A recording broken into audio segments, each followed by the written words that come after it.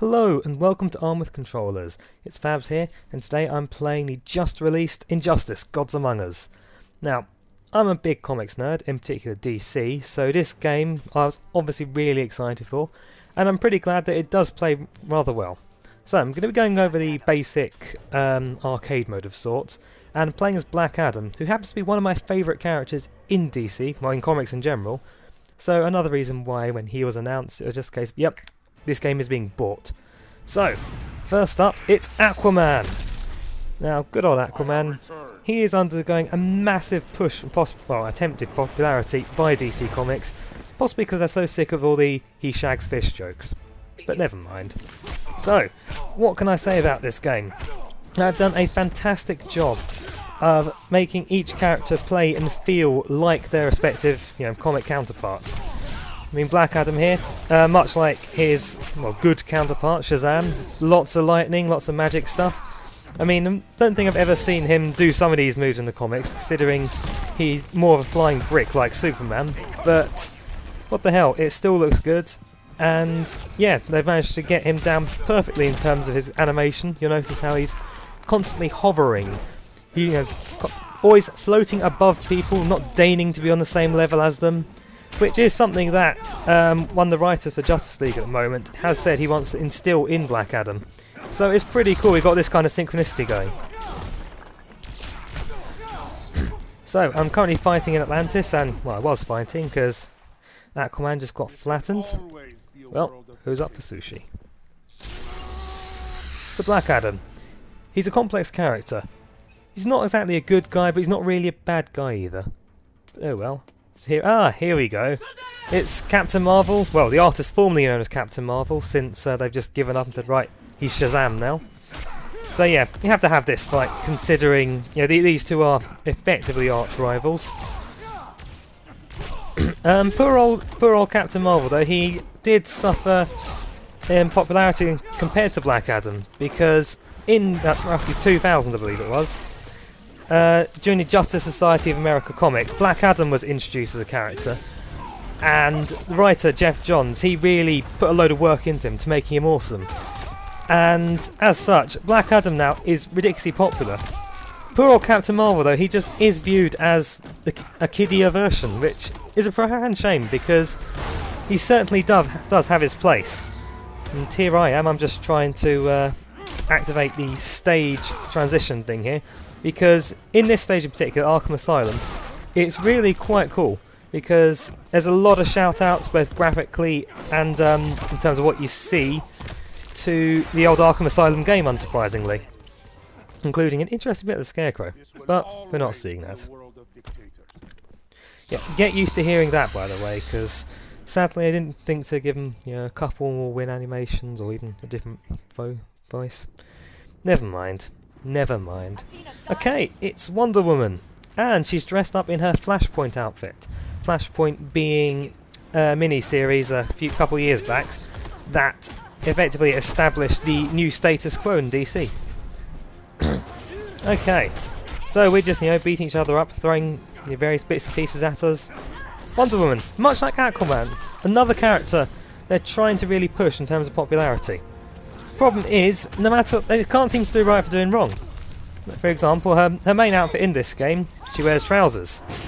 You would not believe how much of a problem this caused people. I don't get it. But there we go. I mean, less said about the attempted pilot, the better, I feel. That was not very good at all. So they've really done a good job of getting Wonder Woman's warrior aspects in this. She's got two movesets.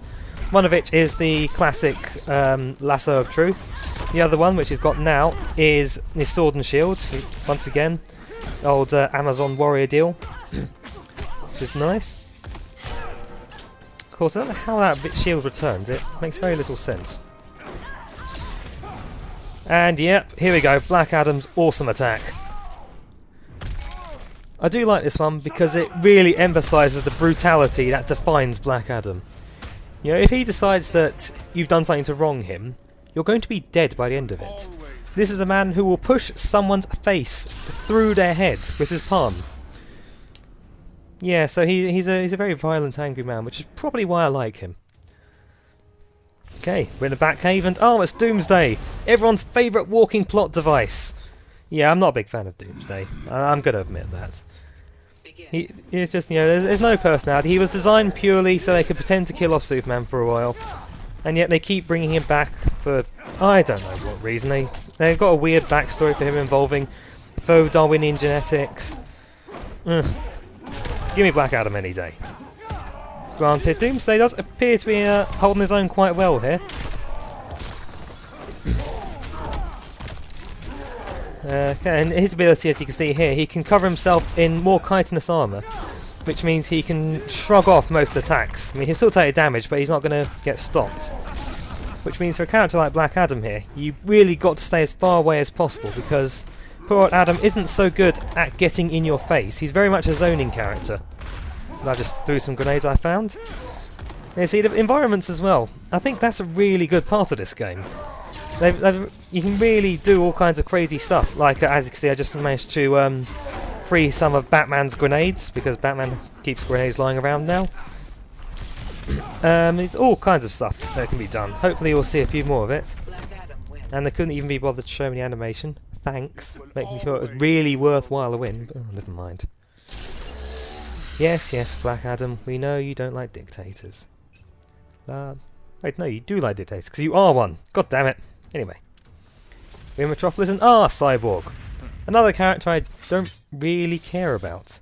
I don't know, for some reason, like the Teen Titans part of DC Universe never really interested me. You know, I'm sure the Marvel and stuff was awesome, the old Judas contracts and whatnot, but I don't know. Problem is, I kind of have to put up with Cyborg now, considering he's been upgraded into a full member of the Justice League. And I happen to read the current Justice League titles, so there we go. Now, in reality, this would be a cakewalk for Black Adam, if only because electricity should be conducted all through Cyborg's body. A good lightning bolt should probably fry him.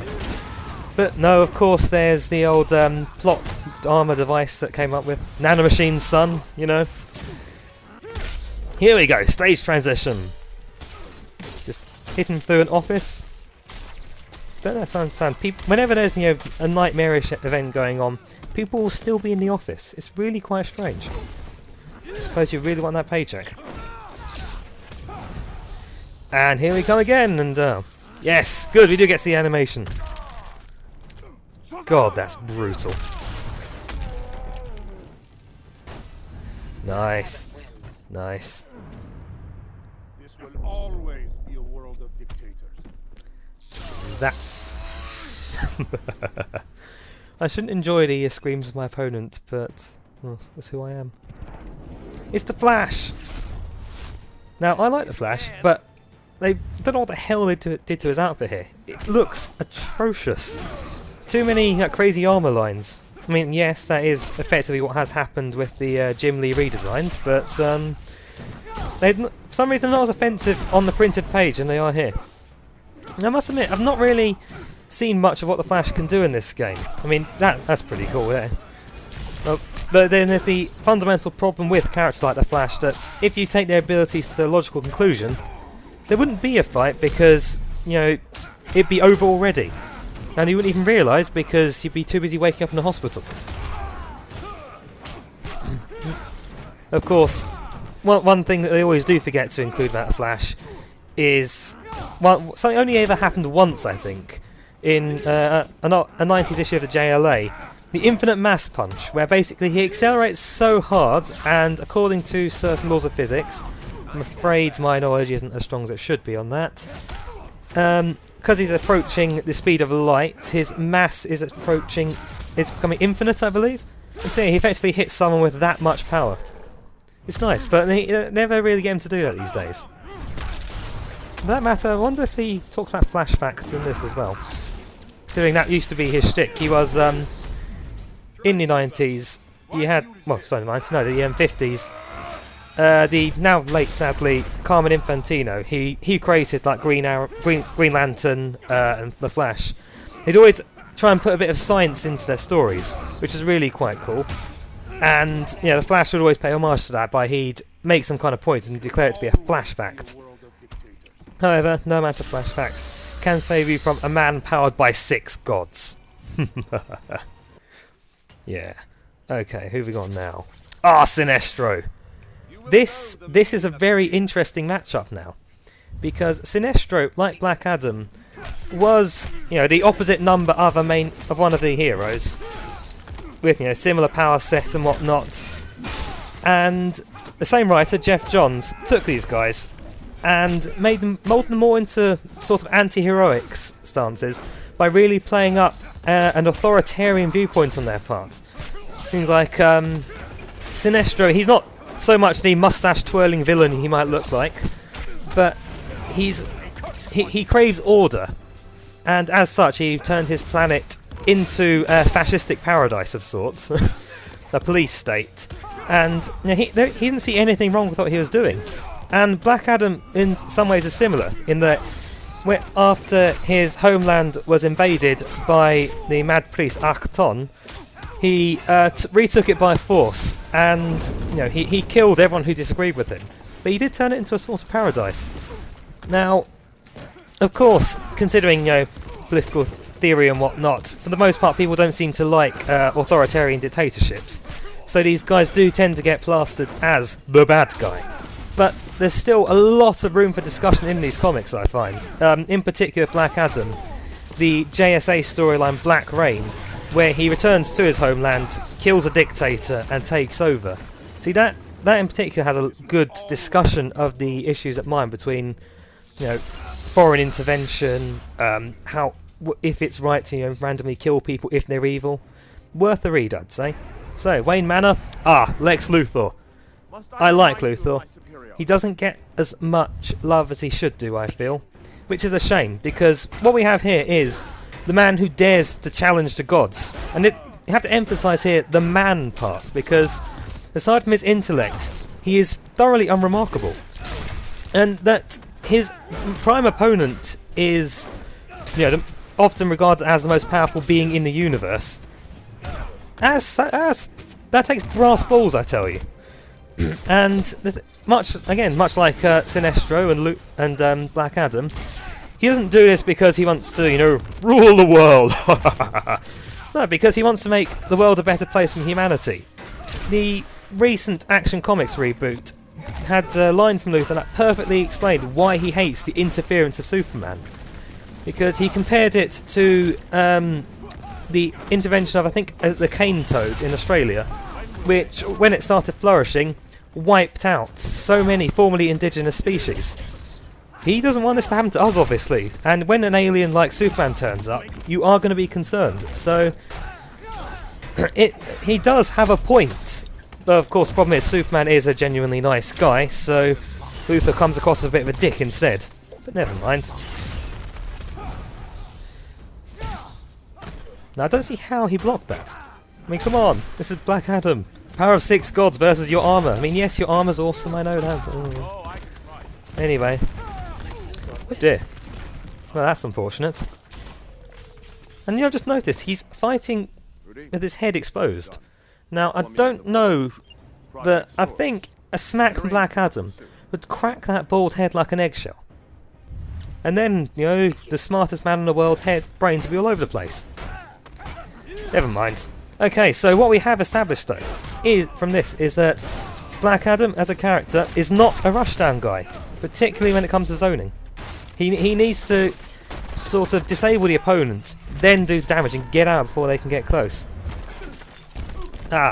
Just destroying stately Wayne Manor. That'll show him. I mean, I'm sure Alfred will be more than happy to clean up in a moment. And yeah, I think Black Adam's slightly upset about that last loss.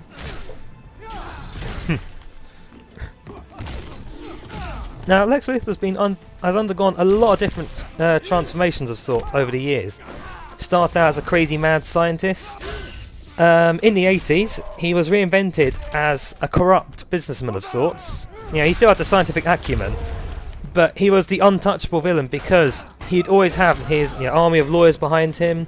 He has money to prevent him from being implicated in anything. Not that it helps because he just missed the punch. Why do you resist? I do like the clashes, they're awesome. Now, there's a lot of tension in writing between whether or not they want Luthor to be the mad scientist or the businessman guy. I mean, I grew up the businessman, that's why that's always going to be my favourite. And if you watch the Justice League cartoon, Justice League and Justice League Unlimited, that's the version in there, and it works really well. So, recommended. Ah, Mr. J. Yeah, you've got one of these games, you have to have the Joker. He is one of the most recognisable villains in history, and he's just so much fun. Again, you know, Black Adam would tear him in two, but that's the case of most of the cast, so let's just take that pinch of salt, except that Nanomachine's son are doing this, and move on. He's got a lightning bolt in the crotch. Oh well, won't be seeing the Joker's daughter anytime soon then. Haha. What's this? Oh, that's brilliant! Oh, he's treating me like Jason Todd. Oh, let's see, that's good. That dark sense of humour, that means even when he's killing you, the Joker will make you laugh. Of course, Black Adam is not one for humour, so he's going to take this personally and do some horrifying damage, I think. Like so.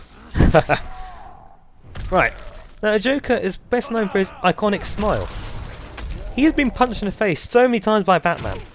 How many, corrupt dentists are there? I mean, there's the crime doctor, yes, but I don't know. He's got to have only false teeth by now, because there's so many images of a Joker, with teeth falling out or missing teeth after being particularly savage beating by Batman. Oh, I don't know. Anyway, there we go. Ha! You have to go a long way to make Black Adam laugh. Oh, the Joker's electrified noise is beautiful. I love it. Oh, I need help. Okay, Fortress of Solitude. That means it's time for Big Blue himself, the Boy Scout. Let's show him some suffering. Now, because it's the final boss now, this is Regime Superman, so Superman, after he's just had enough of everyone else's idiocy and decided to take over. Yeah, Lex Luthor doesn't seem like so stupid now, does he? Ah, well. So here we are, in the Arctic, and Superman, in his little menagerie. He's home away from home, he wants to get away from it all. Now, I must admit, I did find this fight particularly difficult. Possibly because Superman is a very in-your-face character in this. He's definitely a rushdown guy. And poor old Black Adam, he sort of hangs in between the Zona rushdown kind of deal. So, I mean, in reality, this fight, it should be a lot more even. Because Black Adam, in terms of power, is similar to Superman. But probably only slightly less, if that. But he's powered by magic, which means Superman doesn't have his old defense to worry about. Well, it's a hide behind even. So, luckily they didn't fight that often. There is a fantastic issue of Action Comics, I believe it was, where they do get into a fight. And, again, it's fairly even, and Black Adam actually stops Superman by turning his back on him right before he gets punched. Because he knows that Superman, being a good guy, would not hit someone when their back's turned. And bear in mind, this is when Black Adam is still ostensibly a good guy. Nice. Okay, so much for that, Superman. Yes, into the Phantom Zone with ye. Yes. Ah, yes. And thus ends all dictators. Trapped in a crazy alternate world where bad stuff happens. Ooh, and a white Martian! Ah, that's kind of cool. Right. Yeah. Nice little Superman 2 reference there for you.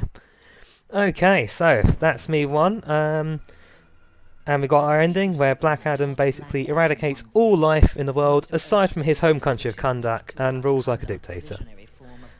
I had done a terrible thing. Okay, well, In that case, yeah, I'm going to call it quits now. So, thanks for watching. Please like and subscribe if you've enjoyed. I'll be back soon with some more Injustice fun. I might even play as someone who isn't Black Adam. You never know. Okay, well, goodbye and game hard.